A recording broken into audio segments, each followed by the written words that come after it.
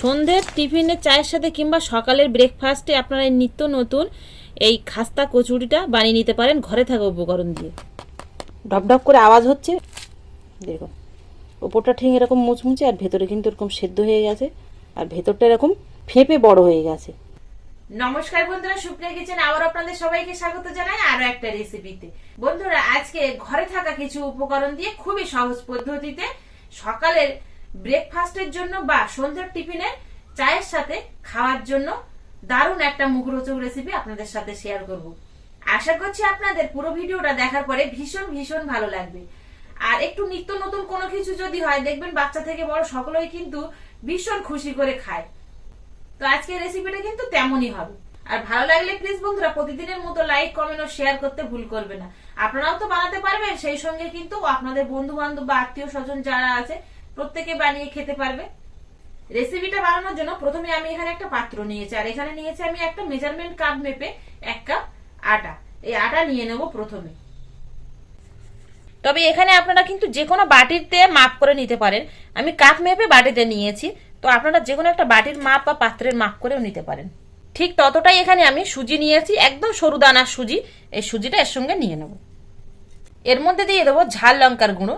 ঝাল লঙ্কার গুঁড়ো যদি না থাকে তাহলে সেক্ষেত্রে আপনারা চিলি ফ্লেক্স বানিয়ে নিতে পারেন, বানিয়ে নিয়ে দিতে পারেন।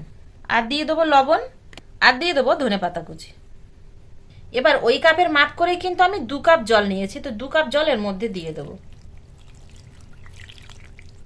জলটা দিয়ে ভালো করে মিশিয়ে নেব। 2 কাপ জল দিয়ে কিন্তু কম মনে হচ্ছে, তাই এখানে আরো 1 কাপ দিয়ে দেবো। দিয়ে একটু পাতলা ব্যাটার বানিয়ে নেব, কারণ সুজি দেওয়া আছে, সুজিটা কিন্তু একটু ফুলে যাবে জল পেলে, সেই জন্য এখানে আমি আরো 1 কাপ এক্সট্রা দিয়ে দিলাম। দিয়ে একদম এরকম একটা পাতলা ব্যাটার করে নিয়েছি। এবার ব্যাটারটা ঢাকনা চাপা দিয়ে সাইড করে রেখে দেবো। এই সাইডে আমি একটা গ্রেটার নিয়েছি, সরু মোটা যে কোনো গ্রেটার হলেই হবে, তো আমার কাছে সরু ছিল, সরুটা নিয়েছি।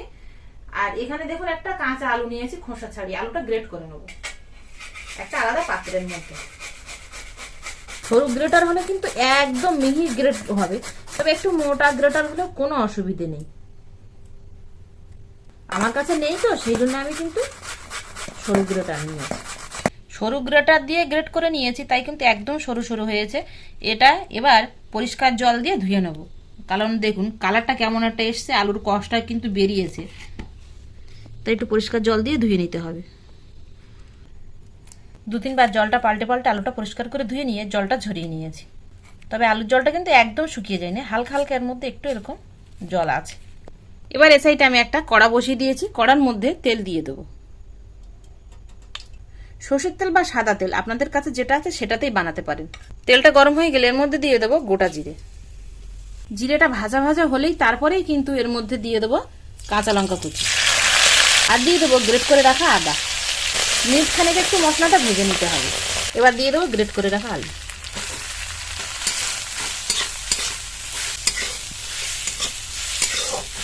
দিয়ে দেবো লবণ। লবণ কিন্তু কম দেবো, যেহেতু আটা আর সুজির মধ্যে কিন্তু লবণ দেওয়া আছে। আর দিয়ে দেবো হলুদ গুঁড়ো।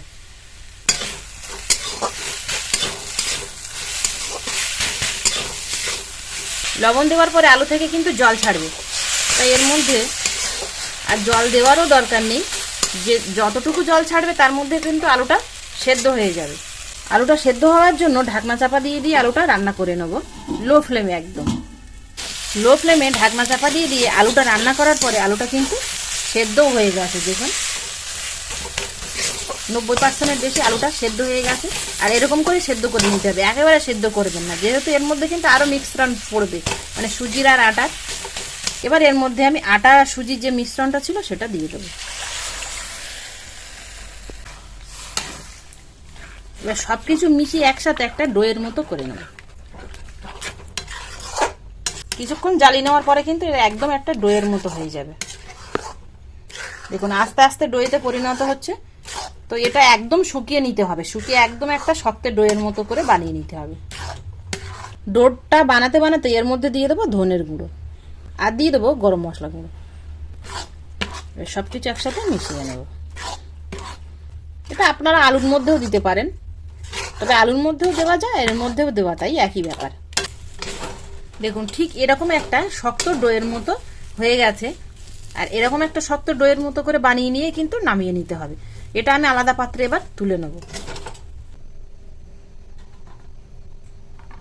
একটু খেলিয়ে দিলে খুব তাড়াতাড়ি কিন্তু ঠান্ডা হয়ে যাবে। ডোটা কিন্তু ঠান্ডা হয়ে গেছে ভালো মতো। এবার এই সাইডে আমি তেল নিয়েছি, হাতে একটু তেল মাখিয়ে নেব, সেই সঙ্গে আলাদা পাত্রেও একটু তেল মাখিয়ে নেব। দু হাতে খুব ভালো করে তেল মাখিয়ে নেব। এবার ডোয়ের থেকে অল্প অল্প করে কেটে নিয়ে হাতের মধ্যে খুব ভালো করে এইভাবে একটা গোল পাকিয়ে নেব। হাতের মধ্যে গোল করে নিয়ে হালকা করে একটু এইভাবে চ্যাপটা করে দেবো। এরকম হালকা পুরু রেখে আর এরকম হাতে তালুর সাহায্যে এইভাবে চ্যাপটা করে নেব। ঠিক একইভাবে কিন্তু সবগুলো বানাতে হবে।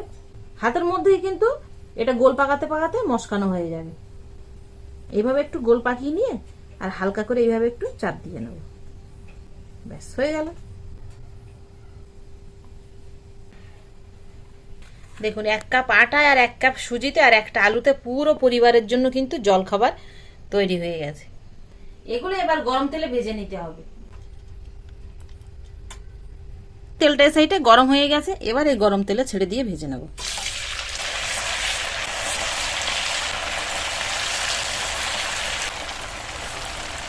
তেলটা কিন্তু লো বা মিডিয়ামে রাখবেন না, তেলটা একটু হাই গরম করে নেবেন, যেন তেল থেকে হালকা হালকা একটু ধোঁয়া ছাড়ে। আর দেবার সঙ্গে সঙ্গে কিন্তু খুন্তি বা ছান্তা দেবো না, একটা পিঠ হতে দেবো, তারপর এর মধ্যে দেবো। একটা পিঠ হালকা করে দেখুন লাল হয়ে গেছে, এবার উল্টে দেবো।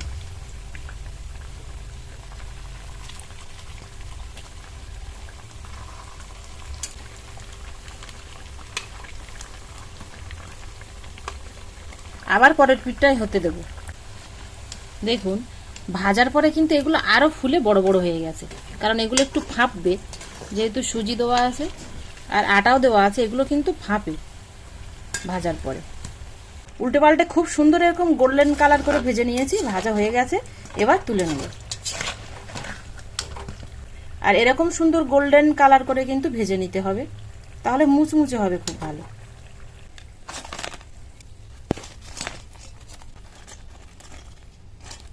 এর মধ্যে 4টে কাঁচা লঙ্কা ভেজে নেব দিয়ে। এবার দেখুন কতটা লোভনীয় হয়েছে দেখতে, আর খেতেও কিন্তু সেরকম টেস্টি হবে আর দারুণ মুচমুচে হবে। ডবডব করে আওয়াজ হচ্ছে, এখনো গরম, মানে ভেতরটা কিন্তু ফাঁপা আর ওপরটা মুচমুচে। দেখুন ওপরটা ঠিক এরকম মুচমুচে আর ভেতরে কিন্তু এরকম সেদ্ধ হয়ে গেছে, আর ভেতরটা এরকম ফেঁপে বড় হয়ে গেছে। আমি গ্যারান্টি দিয়ে বলছি, আপনারা যদি একবার বানিয়ে খান তো প্রত্যেকদিন এই খাবারটাই আপনারা বানিয়ে খাবেন, ব্রেকফাস্টে কিংবা সন্ধ্যের টিফিনে। এতটা টেস্টি হবে যে আপনারা এর স্বাদ ভুলতেই পারবেন না। আর বানিয়ে খাবার পরে কেমন হলো অবশ্যই কমেন্টে জানাবেন। ভালো লাগলে প্লিজ বন্ধুরা লাইক, কমেন্ট ও শেয়ার করতে ভুল করবেন না। আবারও দেখা হবে আপনাদের সাথে পরবর্তী নতুন কোনো ভিডিওতে। ততক্ষণ আপনারা সবাই ভালো থাকবেন ও সুস্থ থাকবেন।